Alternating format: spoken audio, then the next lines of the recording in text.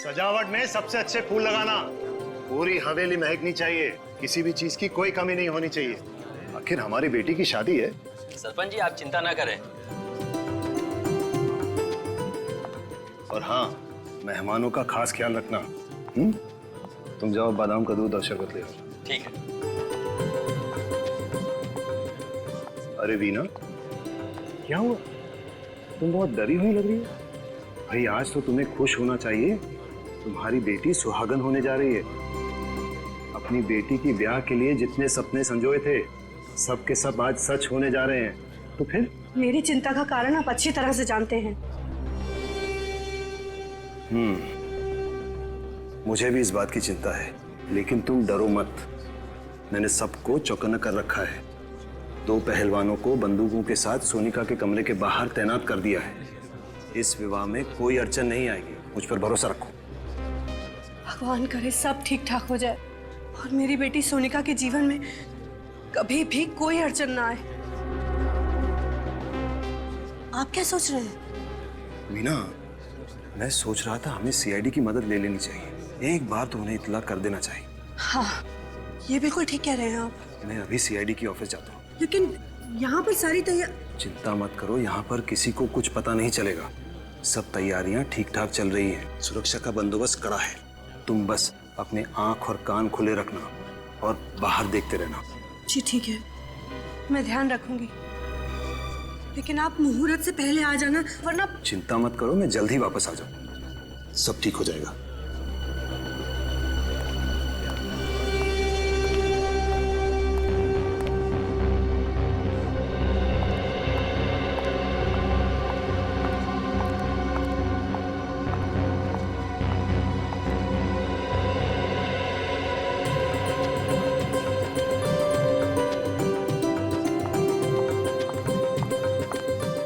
ये भगवान, ये टोकरी कौन यहाँ छोड़ गया है?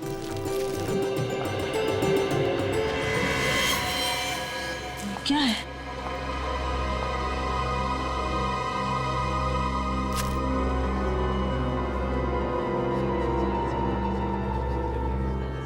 ये खून?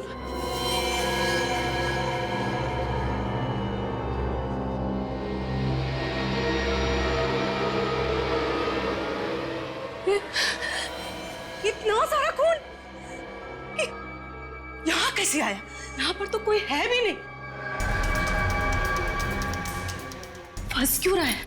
खींच क्यों नहीं रहा है?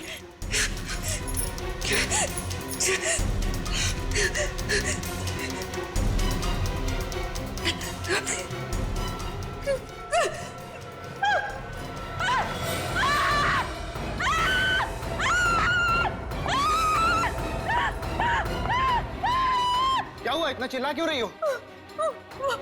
वो इस कमरे में। कमरे में? अंदर। क्या है कमरे में? अरे क्या हुआ? क्या हुआ? इतना शोर क्यों मचा रखा है? ये कह रही है कमरे में कुछ है। कमरे में कुछ है?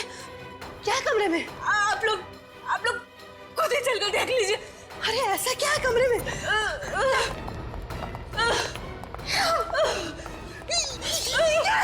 ये खून कैसा? हाँ? किसका खून है? बिस्तर के पीछे क्या? हे भगवान! ये कैसा? हाँ? ये यहाँ कैसे है? क्या हुआ मालकिन? आप लोगों के होते हुए ये कैसे हो गया? हाँ? कैसे हो गया? मालकिन, हम तो अपनी जगह पर थे, हमें नहीं पता ये सब कैसे हुआ। एक मिनट। अगर आप लोग अपनी जगह छोड़कर आए तो फिर? हे भगवान! हटो मेरे रास्ते से! हटो! सर ये देखिए, उसकी बैंक की डिटेल्स और बाकी सारे फोटोग्राफ्स। ये देखो।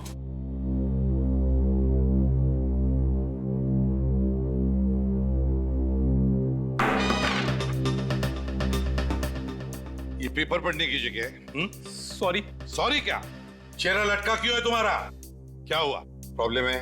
पता नहीं सर, आजकल आदमी का दिमाग किस तरह से चल रहा है, किस हद तक सोच सकता है आदमी, उसकी सोच की तो कोई सीमा ही नहीं है।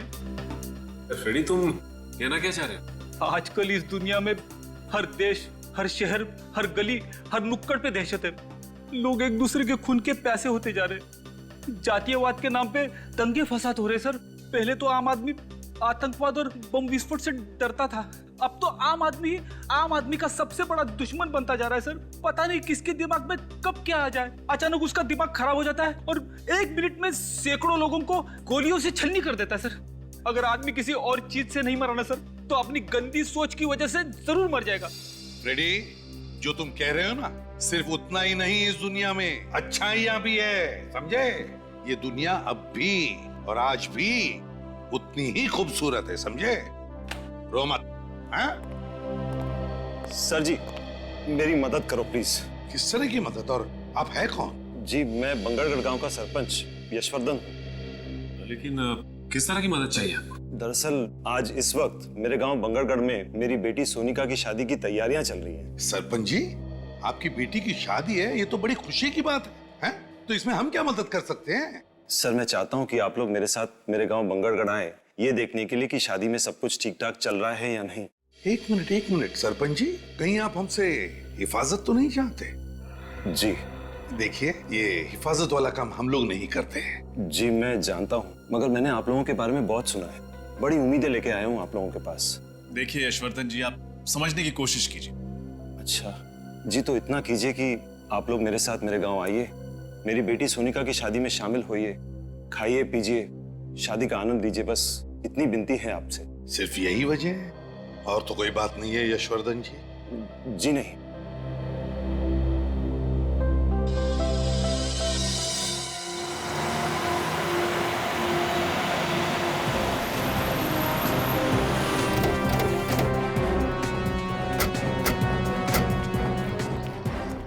आइए, अंदर आइए। चलिए।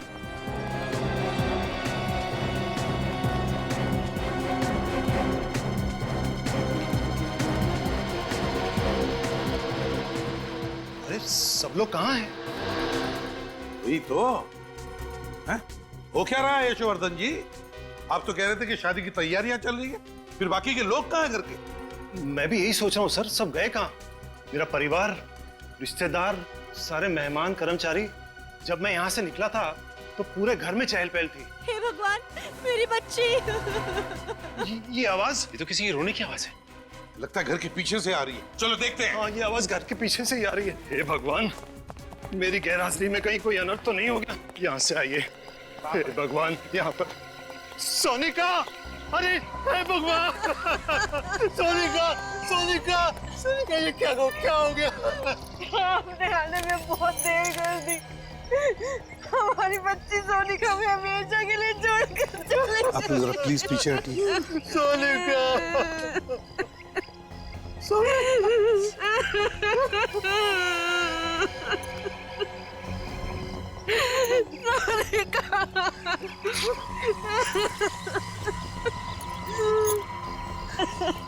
हमारी बच्ची।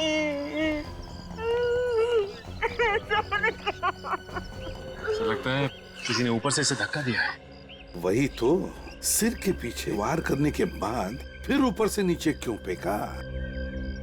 इसका घाव काफी गहरा है, ऐसा लगता है किसी ने किसी भारी चीज से मारा है। वही तो, लेकिन एक बात समझ में नहीं आ रही है, सिर के पीछे इतनी जोर से भारी चीज से वार करने के बाद फिर ऊपर से नीचे क्यों फेंका?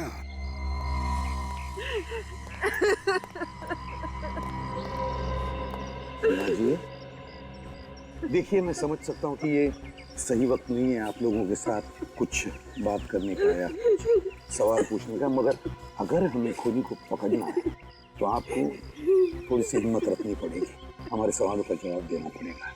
एक बात बताइए, जब यशवर्धन जी हमें बुलाने आए थे उस वक्त, मतलब यहाँ से हमारे पास आकर फिर हमारे साथ आने के बीच में क्या हुआ था घर में?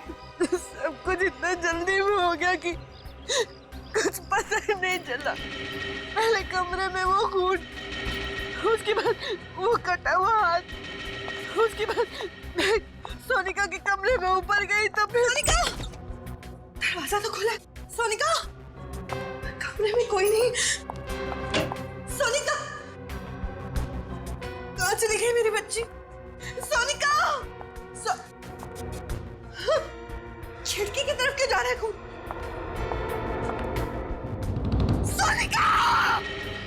यशवर्धन जी, आपकी गैर हाजिरी में बहुत कुछ हो गया है। अगर मैं घर छोड़कर गया ही नहीं होता तो ये सब कुछ नहीं होता। हम आपका दुख समझ सकते हैं।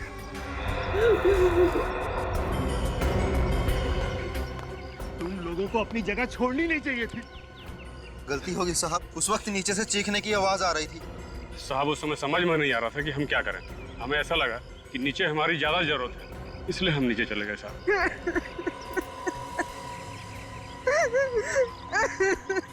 वीणा जी, क्या आप हमें वो जगह दिखा सकती है जहां पर वो खून और हाथ मिला? प्लीज। जी। इस तरफ से। ये रहा खून।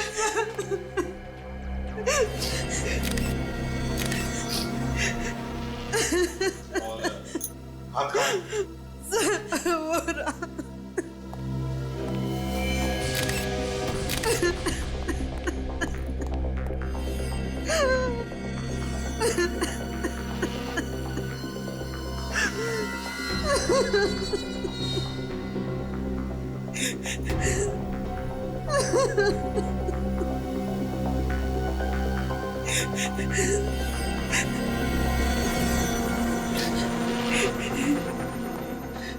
वीणा जी, यशोवर्धन जी, ये हाथ और ये खून दोनों भी नकली है। ये सब कुछ नकली है? जी हाँ, नकली है। सर लेकिन ये नकली हाथ और नकली खून यहाँ पे क्यों डालेगा कोई? सचिन, ये जो खूनी है ना, इसने जानबूझकर ये नकली हाथ और ये नकली खून इस कमरे में डाल दिया, ये सोचकर कि इसे देखते ही इस शादी से भरे घर में भगदड़ मच जाएगी, हंगामा हो जाएगा और सारे लोग यहाँ पर इकट्ठे हो जाएंगे, यहाँ तक के पहलवान भी। और बस इसी वक्त का फायदा उठाकर वो सोनिका का खून करेगा। सर ये जो कोई भी है बहुत ही चालाक मालूम पड़ता है।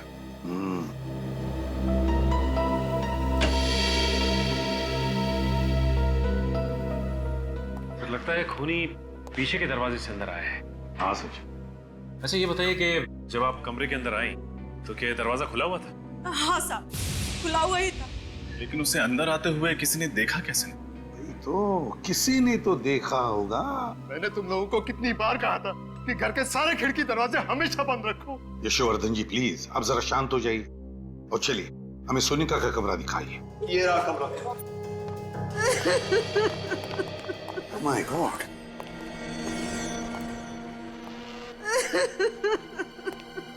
क्या हुआ है यहाँ?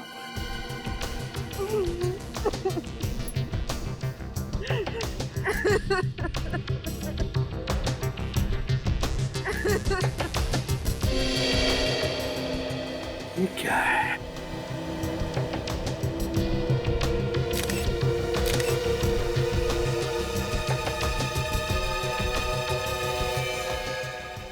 किस कपड़े का टुकड़ा है ये?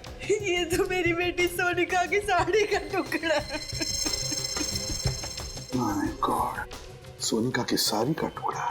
लगता है खूनी ने सोनिका को यहाँ इस खिड़की में से नीचे फेंक दिया और बेचारी नीचे गिरते वक्त उसकी ये साड़ी उस खिड़की में अटक गई और ये कपड़े का टुकड़ा वहां मिल गया।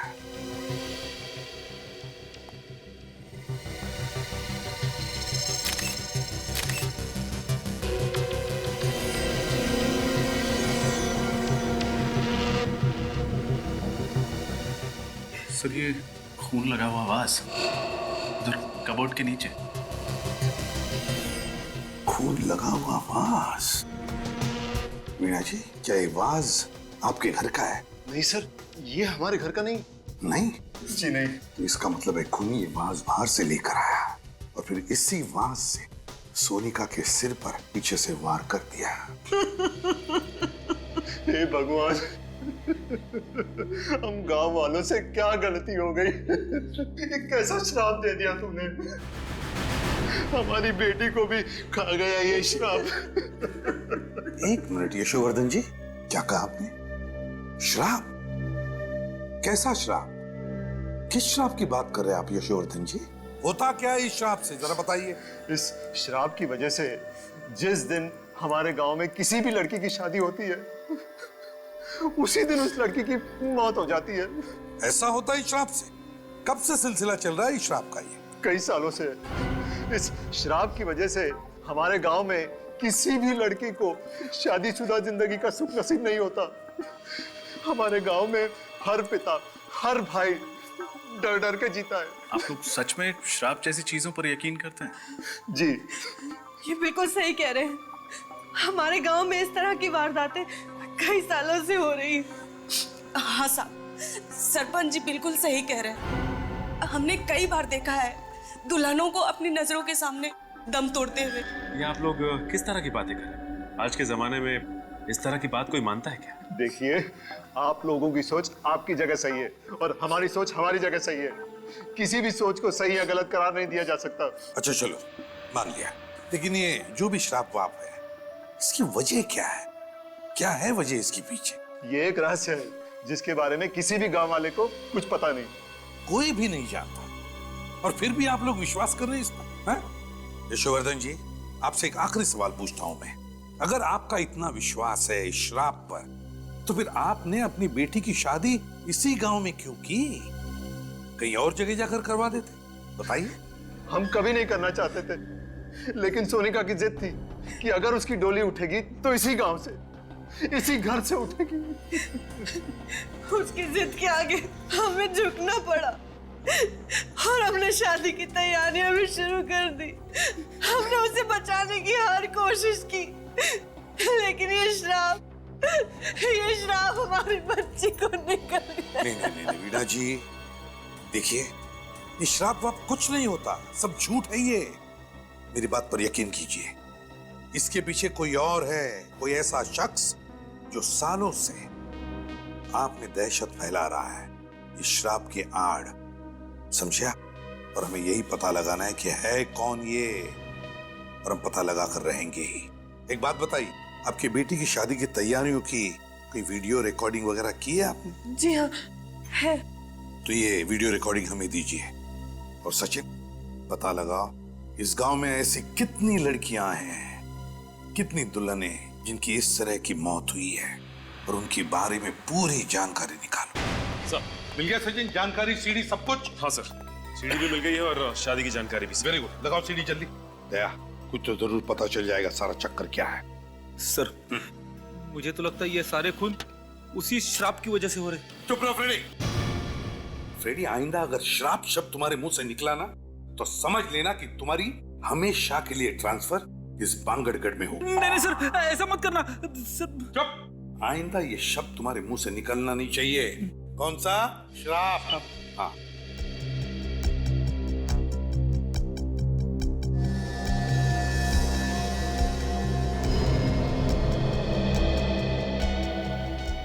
ये देखो, ये नौकरानी बाहर आ गई। गड़बड़ हो गई है, घर के सारे लोग इकट्ठा हो गए। नौकरानी कुछ कह रही है। ये सारे के सारे इस कमरे के अंदर गए। इसी कमरे में वो नकली हाथ और नकली खून मिला था। कोई दोनों पहलवान भी आ गए, चौकीदार ये भी अंदर गए। इसका मतलब है घर के सारे लोग इस कमरे के अंदर हैं। ये कौन है? ये लाल साड़ी वाली औरत? अरे, तो ऊपर जा रही है। सर, यहाँ पे भगदड़ मच गई, बाकी के सारे लोग इस कमरे में गए। ये ऊपर की तरफ जा रही है। ऊपर तो सोनिका का कमरा है सर। हाँ, ऊपर तो सोनिका का कमरा है। देखा फ्रेडी, ये कोई श्राप वाप का चक्कर नहीं, ये इस लाल साड़ी वाली औरत का चक्कर है। दया, कहीं ऐसा तो नहीं कि सोनिका का खून इस लाल साड़ी वाली ने ही किया है? सर, रिवाइंड करना सर। बस प्ले करो सर। जरा इस औरत की चाल को जरा गौर से देखना, कुछ तो गड़बड़ है सर। हाँ दया, चाल तो मर्दाना लगती है। सर, कहीं ऐसा तो नहीं कि कोई आदमी ये साड़ी पहन के अंदर जा रहा है? हो सकता है, और इसी आदमी ने सोनिका का खून किया है। सर, अगर इसी आदमी ने उन बाकी दुल्हनों को मारा है, तो हो सकता है उनकी शादी पर भी ये गया लड़की बन के। बिल्कुल सचिन, सारी जानकारी है ना इसमें? हाँ सर, लेकिन सर शादी की डेकोरेशन करने वाले तो सारे लोग अलग थे, यहाँ तक कि केटरर भी अलग, और तो और शादी में जो मेहमान आए थे वो भी अलग है। एक शादी में जो आया वो दूसरी में नहीं है। अच्छा, पांचों शादियों में सारे के सारे लोग अलग अलग थे, यहाँ तक के मेहमान भी। लेकिन ये क्या, इन 5 शादियों में एक आदमी कॉमन है। कौन सा? पंडित जी, दया, जगनलाल पंडित। लेकिन सर सोनिका की मौत तो शादी की रस्में शुरू होने से पहले ही हो गई थी। उस वक्त पंडित जगनलाल तो पहुंचा भी नहीं होगा सर। अगर आने वाले तो थे पंडित जगनलाल, तो कहीं ऐसा तो नहीं कि सोनिका का खून इस पंडित जगनलाल ने ही किया, लाल साड़ी पहनकर? हो सकता है सर, या तो वो खुद खूनी है या फिर खूनी के साथ मिला हुआ है। इस पंडित जगनलाल को मिलना ही पड़ेगा।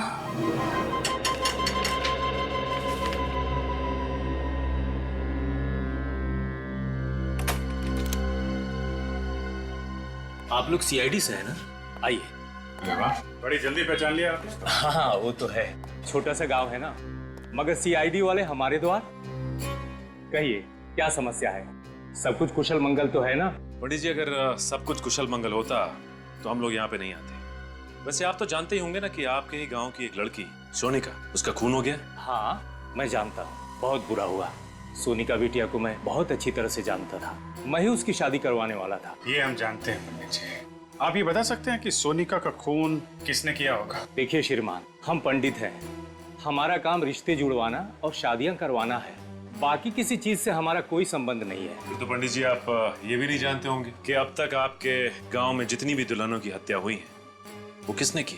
नहीं श्रीमान, उन लड़कियों का भी खून किसने किया और क्यों किया, इस बारे में मुझे कुछ पता नहीं है।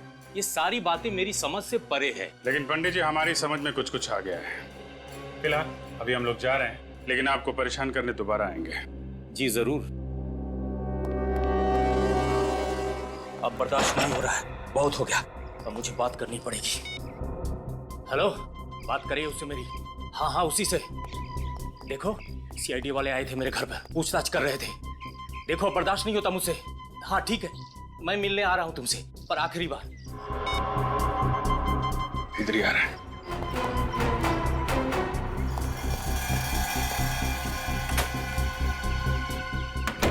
हे प्रभु, रक्षा करना मेरी। ये किस धर्म संकट में डाल दिया।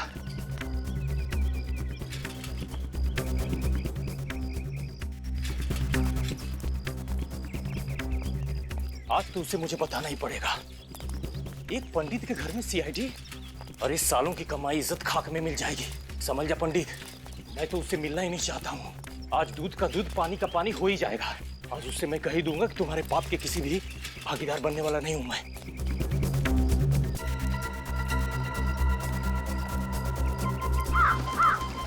अभी तो यही था सर, अचानक गायब हो गया। कहीं नजर नहीं आ रहा है। देखो कहीं कहीं आसपास छुपा होगा। सर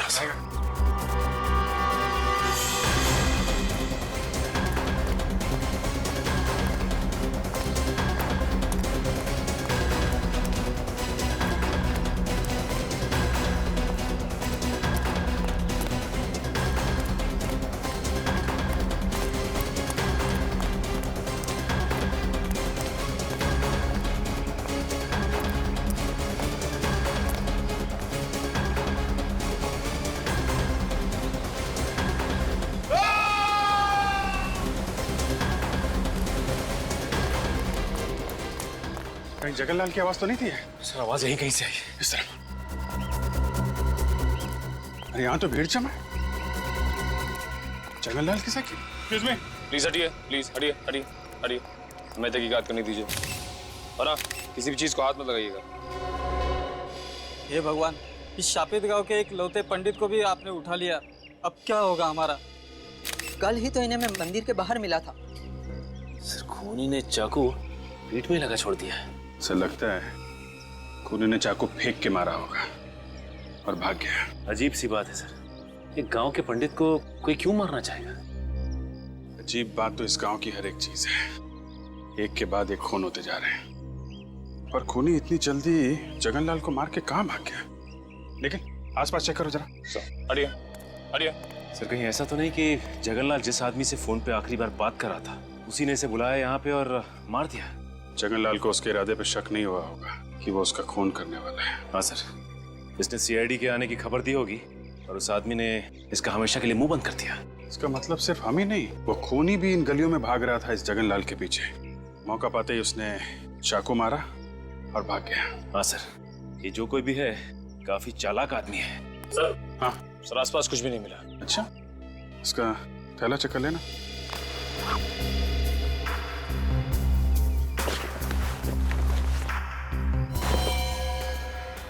मोबाइल चेक करो, आखिरी कॉल किसको किया था?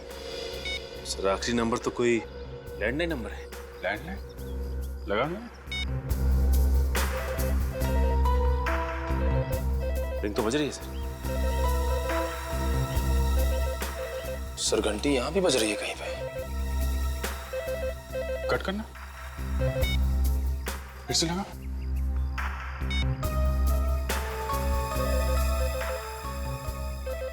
घंटी की आवाज तो यहीं से आ रही है। इसका मतलब ये नंबर यहीं आसपास का है। चलो देखते हैं। निकल, बॉडी को फॉरेंसिक लैब भिजवा दो। सर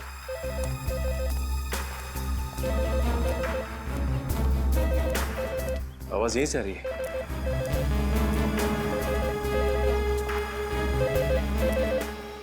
रिंग यहाँ बज रही है। तो इस पीसीओ पे पंडित जगन्नाथ ने फोन किया था, लेकिन किसके लिए? दुकान वाला जानता होगा सर। दुकान वाला कहीं नजर नहीं आ रहा। दुकान खुली छोड़कर कहाँ जा सकते हैं? सचिन, गांव में ऐसा ही होता है, लोग एक दूसरे पे भरोसा करते हैं। हाँ सर, लेकिन अब पता कैसे लगेगा कि जगनलाल ने किसके लिए फोन किया था यहाँ पे? जी साहब, कुछ ये साहब। तुम इस दुकान के मालिक हो? हाँ साहब। ये दुकान छोड़ के कहाँ चले गए थे? साहब वो घर पे गया था साहब। घर पे गए थे। यहाँ बगल में पंडित जगन्नाथ का खून हो गया और तुम घर पे क्या कर रहे थे? क्या साहब, पंडित जी का खून हो गया साहब? कितनी देर हुई दुकान छोड़ के गए? साहब 5 मिनट पहले गया था साहब मैं। 5 मिनट पहले? हाँ साहब। अच्छा ये बताओ कि 8-10 मिनट पहले यहाँ पे किसी का फोन आया था क्या? हाँ साहब, थोड़ी देर पहले पंडित जी का फोन आया था मनीष बाबू के लिए साहब। मनीष बाबू? कौन है ये मनीष बाबू? साहब वो जो घर दिख रहा साहब, साहब वहीं पे रहता साहब वो। अच्छा, मनीष। ये मनीष बाबू का फोन अक्सर यहाँ पे आता रहता है क्या?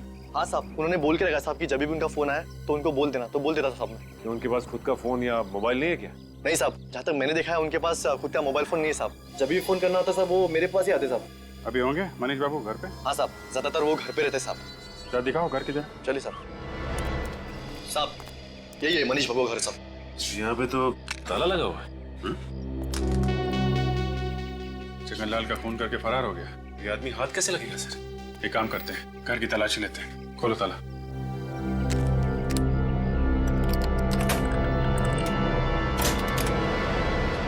यहीं खड़े रहना। जी साहब।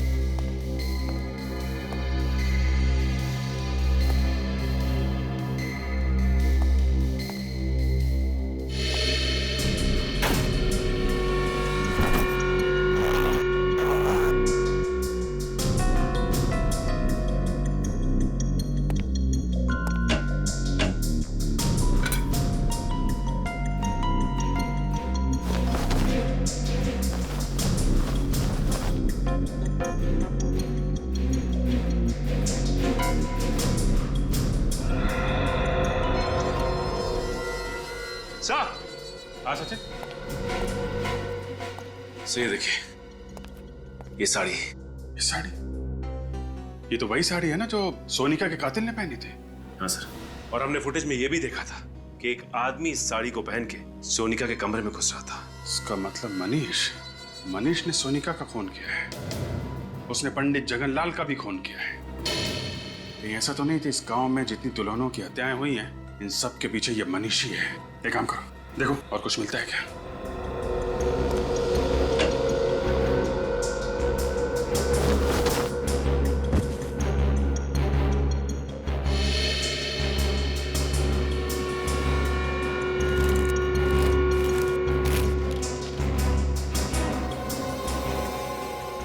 ये आदमी और ये औरत, ये फोटो। सर इस औरत को मैंने कहीं देखा है। देखा? कहाँ देखिए? याद करो सर। सोनिका के कमरे में जो फोटोग्राफ्स थी उसमें ये लड़की भी थी। सोनिका के घर पे? इसका मतलब सोनिका इस औरत को जानती होगी। और ये आदमी भी था फोटो में? सर ये आदमी तो नहीं था। फिर ये कौन है? जरा उस दुकान वाले को बुला। भाई साहब जरा अंदर आइए। जी साहब। अरे देखो, ये आदमी मनीष है। नहीं साहब, ये मनीष बाबू नहीं है साहब। क्या ये मनीष बाबू नहीं है? नहीं साहब, मनीष बाबू की तो दाढ़ी है, मूछें है और वो चश्मा भी पहनते साहब, और उनकी उम्र भी ज्यादा है साहब। ये मनीष बाबू हो ही नहीं सकते साहब। अच्छा, इस औरत को देखा कभी? नहीं साहब, इन्हें मैंने पहले कभी नहीं देखा साहब। सर हमें साड़ी तो मिल गई है, लेकिन इसका कहना है कि ये आदमी मनीष नहीं है। तो कहीं ऐसा तो नहीं कि जो आदमी सोनिका के कमरे में भेस बदल के गया था उसे मारने के लिए, वो आदमी ये फोटो वाला आदमी हो सकता है ये मनीष का कोई रिश्तेदार या फिर जान पहचान वाला हो। एक बात बताओ, ये मनीष आदमी कैसा है? मनीष बाबू को इस गांव में आए हुए 1 साल हुआ है। मैं उनके बारे में इतना कुछ नहीं जानता साहब। वो यहाँ पे अकेले रहते थे या इनके साथ कोई और भी रहता था? हाँ साहब, अकेले रहते थे साहब। अकेले? हाँ साहब। किसी को देखा यहाँ पे आते जाते उनसे मिलते? नहीं साहब, मैंने किसी को उनके घर पे आते जाते नहीं देखा साहब।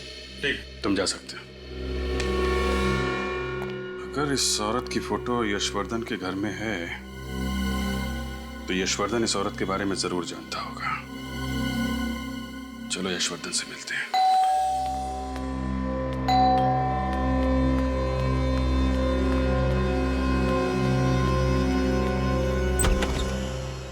आप लोग आइए, कहिए क्या बात है? हर्षवर्धन जी, आपसे कुछ पूछना है। जी कहिए। कि इस औरत को पहचानते हैं? ये फोटो आपको कहां से मिली? ये बहुत लंबी कहानी है। जानते हैं आप इसे? जी, इसे कैसे भूल सकता हूं मैं। इसी की वजह से तो हमारे खानदान की इतनी बदनामी हुई। नाक कटवा दी थी इसने, हमारी बिरादरी में किसी को मुंह दिखाने लायक नहीं छोड़ा था। ऐसा क्या किया इन्होंने? और है कौन ये मेरी चचेरी बहन थी, शिवानी। चचेरी बहन? जी हाँ, अब जिंदा नहीं है। मार डाला मैंने इसे। आपने मार दिया इसे? जी हाँ।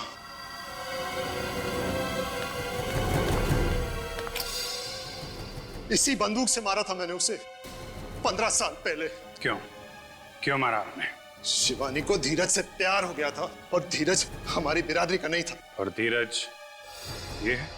जी हाँ, यही है धीरज। इसी को लेकर आई थी यहाँ, मुंह काला करके, लाल टीका लगवाने, हमारा आशीर्वाद लेने।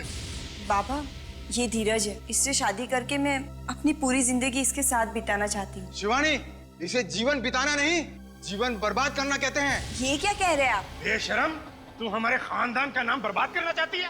बाबा, आप कैसे सोच सकते हैं कि मैं ऐसा कोई कदम उठा सकती हूँ? बाबा, धीरज बहुत अच्छा लड़का है, आपको भी बहुत पसंद आएगा। बाबा, मैं तेरी हिम्मत कैसी हुई ऐसी बात करने की? अगर मुझे पता होता कि तुम हमारे खानदान का नाम इस तरह रोशन करेगी तो मैं तुझे पैदा होते ही मार देता। बाबा, आप मुझसे ऐसे कैसे बात कर सकते? मैंने कभी सोचा भी नहीं था कि आप मुझसे इतनी घिनौनी बात करेंगे। तू मुझे समझाने की बात कर रही है? अरे समझना तो तुझे चाहिए बाबरी। हमारे खानदान में, हमारी जाति में, हमारी बिरादरी में बाहर के किसी लड़के से ना किसी ने शादी की है और ना कोई कर पाएगा। भैया, भैया आप कुछ समझाइए ना बाबा को। शिवानी, तुमने जो कुछ किया गलत किया। भैया, आप भी? हाँ, ये भी।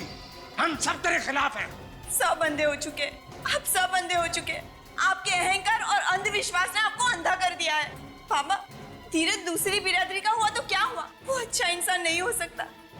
बाबा, मैं आपसे विनती करती, हमें अपना आशीर्वाद दे दीजिए, हमें अपना आशीर्वाद दे दीजिए। कभी नहीं, जब तक मैं सलामत हूँ कभी नहीं।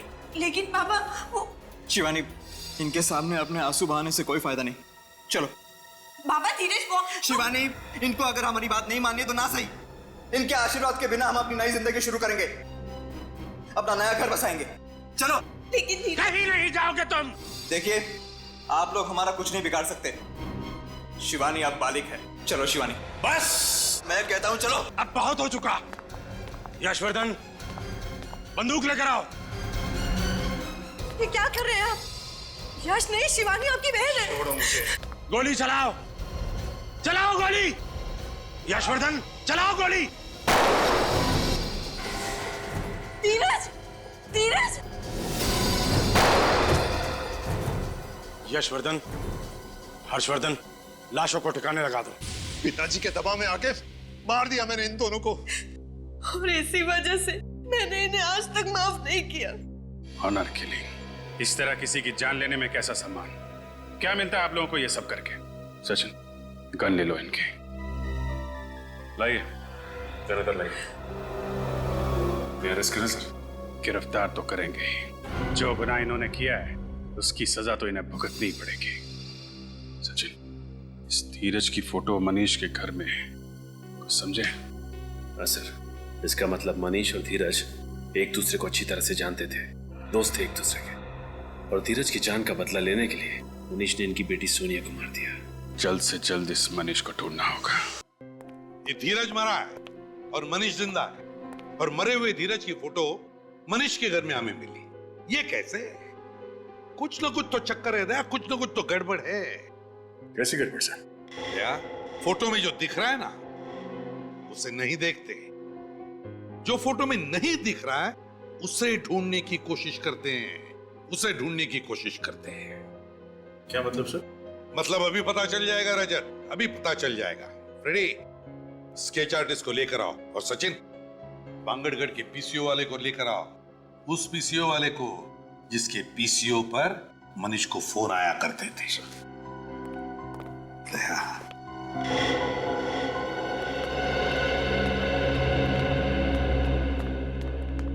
आइए।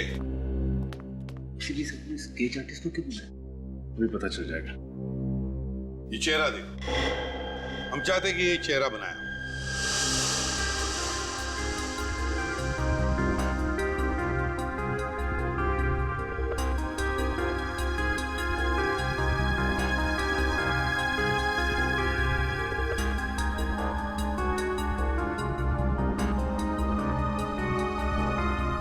वाह, बढ़िया है। एक काम करो, अब इस चेहरे पर मोटी सी मूछें और दाढ़ी भी बनाओ। हाँ? एक मिनट मत बनाइए, ये चेहरा ऐसे ही रहने दीजिए। इस दूसरे पेपर पर बिल्कुल ऐसा ही चेहरा बनाओ, ऐसा ही चेहरा, लेकिन थोड़ा उम्र में ज्यादा, एक 10-12 साल, और फिर उस चेहरे पर मूछें दाढ़ियां लगाओ। हाँ? हाँ। और हाँ, चश्मा भी चाहिए उसे, मोटा सा, ठीक है, काले फ्रेम वाला।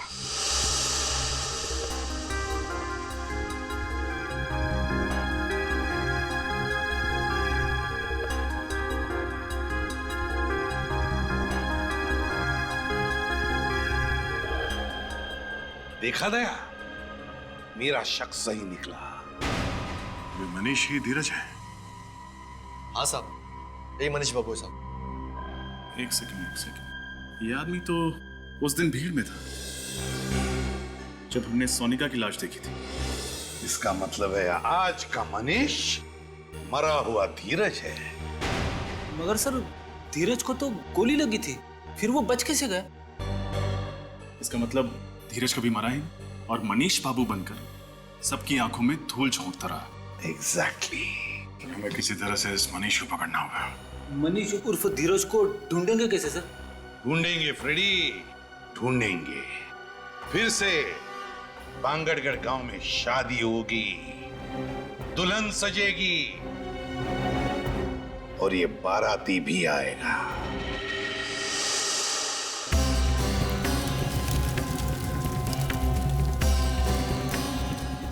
रजत, तैयार रहना, वो आएगा। दुल्हन को मारने जरूर आएगा। दुल्हन को हम आज तक नहीं आने देंगे सर। आप फिक्र मत कीजिए, उसके आगमन के लिए हम पूरी तरह तैयार हैं।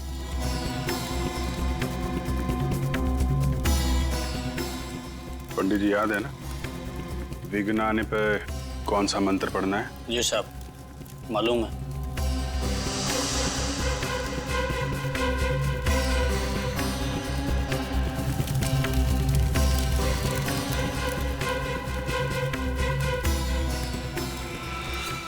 अरे, ये बिजली को क्या हुआ? खूनी आ चुका है। रजत, तैयार रहना। ये बिजली नहीं, कुछ और ही है। सही कहा तुमने, हमारे गांव के दुल्हनों पर किसी तरह का श्राप लगा है। ये बिजली उस श्राप की वजह से ही गई है। हाँ, ये श्राप कहीं हमें भी ना ले डूबे। हाँ, यहाँ से भाग जाने में हमारी समझदारी है। हमें शादी में आना ही नहीं चाहिए था। चलो यहाँ से। हाँ चलो। एक्सक्यूज मी, एक मिनट। कहाँ जा रहे हैं आप लोग? कोई भी कहीं नहीं जाएगा, बाहर नहीं जाएगा कोई भी। आप लोग यहीं रुकिए प्लीज। कहीं मत जाइए। देखिए हमें जाने दीजिए, हम लोग मरना नहीं चाहते। कुछ नहीं होगा, हम लोग यहाँ पर है ना। आप लोग प्लीज कोई बाहर नहीं जाएगा, यहीं रुकिए। साहब अभी तक वो नजर नहीं आया। तुम घबराओ मत, मैं देख के आता हूँ क्या हुआ है। रुकिए प्लीज।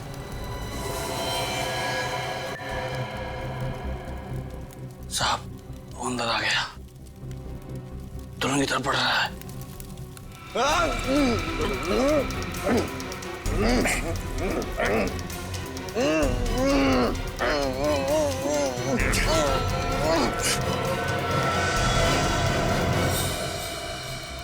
अरे तुम दुल्हन नहीं हो? जी तुम्हें क्या लगा तुम्हारे हाथों से एक दुल्हन और मारी जाएगी?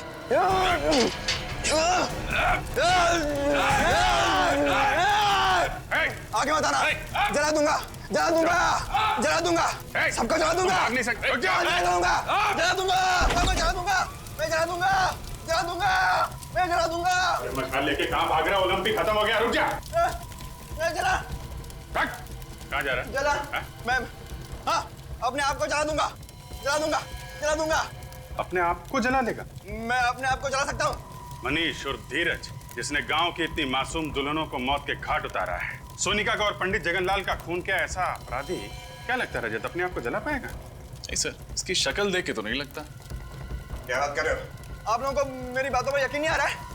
मैं खुद को जला सकता हूँ। अच्छा ठीक है, जला ले। देखो निकल गई सारी हवा। मैं अपने आप को पूरी तरह से जला दूंगा, सर से पांव तक जला दूंगा। नहीं सर, मुझे नहीं लगता ये अपने आप को जला सकता। देखिए माथे पे तो पसीना आ चुका है। और इसके पैर भी कांप रहे हैं। जलाओ, जलाओ, जलाओ तुझे, हैं? जलाओ।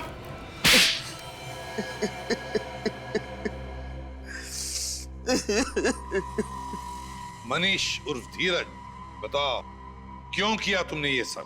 इसका जवाब तो मैं पिछले 15 सालों से ढूंढ रहा हूँ। एक भाई अपनी बहन को कैसे मार सकता है? एक बाप अपनी बेटी की खुशियों का गला कैसे घोट सकता है? क्यों दो प्यार करने वालों को लोग जीने नहीं देते? मैं अपनी शिवानी के साथ आशीर्वाद लेने उसके घर गया था और मिला क्या?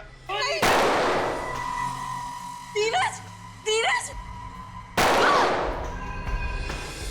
तुम बच कैसे गए? जिसको राम राखे उसको कौन चाखे। एक गांव वाले ने यशवर्धन और हर्षवर्धन को मुझे और शिवानी की लाश को ठिकाने लगाते हुए देख लिया था जंगल में। उसी ने मुझे बचाया। कई सालों तक मैं बेहोश था और जब होश में आया तो मुझे शिवानी की मौत की खबर मिली और मैं गुस्से से पागल हो गया और मैंने सोचा कि मैं बदला लूंगा। बदला लेने के लिए तुमने पांगड़गढ़ गांव की सारी दुल्हनों को मार दिया। हाँ, और इसी वजह से गांव वालों के मन में श्राप का डर और भी गहरा होता गया। हाँ, आप लोगों की वजह से मुझे बहुत परेशानी हुई, लेकिन मकसद तो पूरा करना ही था। इसलिए औरत के भेष में यशवर्धन के घर के बेडरूम के पीछे के दरवाजे से मैं अंदर गया। नकली हाथ और नकली खून रखा, मेहमानों में शामिल हो गया और जब तमाशा हुआ तो पहलवान नीचे आ गए और मैं सोनिका के रूम में दाखिल हो गया। अपने साथ लाए हुए फ्लावर वास से मैंने उसके सिर पर मारा और उसे खिड़की के बाहर फेंक दिया। और जगनलाल पंडित, उसको भी तो तुमने ही मारा। क्या बिगाड़ा था उसने तुम्हारा? वो आप लोगों को सब कुछ सच सच बताने वाला था, इसलिए उसे भी मारना पड़ा। तो कहीं ऐसा तो नहीं कि इस जगनलाल पंडित ने ही तुम्हें 15 साल पहले बचाया था? हाँ, उसी ने मुझे बचाया था। भगवान ने तुम्हें दूसरी जिंदगी दी, एक नया मौका दिया जीने का। और तुमने क्या किया? अपना बदला पूरा करने के लिए गांव की मासूम लड़कियों की जानें ली। उनकी शादी के दिन अब तो भगवान भी तुम्हें माफ नहीं करेगा। तुम्हें तो फांसी होकर ही रहेगी। For more updates, subscribe to our channel, click the show links and enjoy watching the videos.